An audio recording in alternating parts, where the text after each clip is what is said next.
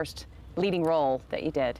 We thought, number one, with the built-in audience of The Mummy Returns, that it was a great idea, as well as the character of the Scorpion King is just such a profound, larger-than-life character, very similar to The Rock. So it kind of It's a perfect fit.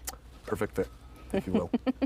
Now, everybody is saying that The Scorpion King is not a prequel or a sequel to the Mummy series. So why don't you explain to everybody how it fits in with the whole Mummy story? Well, what The Scorpion King is not a prequel or a sequel. You're right. It's a spin-off.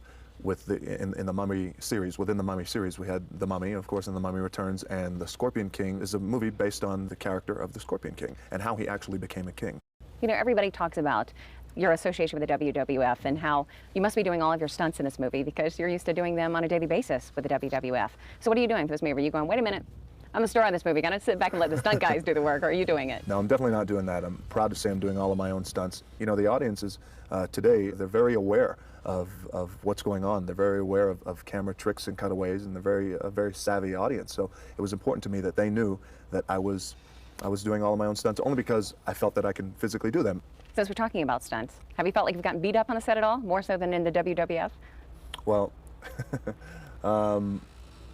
you know, I'll tell you, the fantastic thing about the film industry is a lot of times, you know, everything is props and everything is scored in terms of, you know, the breakaways. And, you know, in the WWF, the metal chairs are real metal chairs, as I can attest to that. You know, the ring posts are real steel posts.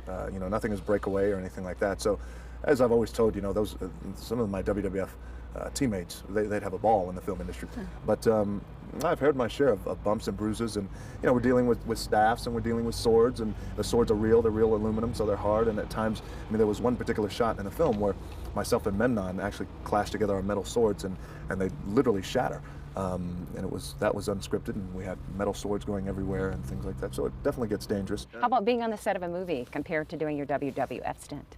Well, in comparing the two, obviously there's a lot more time and detail goes into a movie set and a certain scene of a movie, because you have to you know, reset the lighting and reset the angles, and you know, you owe this perspective and then you owe that point of view, and you know, and then a big master shot. Whereas in the WWF, you have one take only, and if your match is, say, slotted for 20-30 minutes, you get one take, 20-30 minutes, you go out there and you do your thing, and you rely on your instincts, you rely on your ability to listen to the people, the live audience.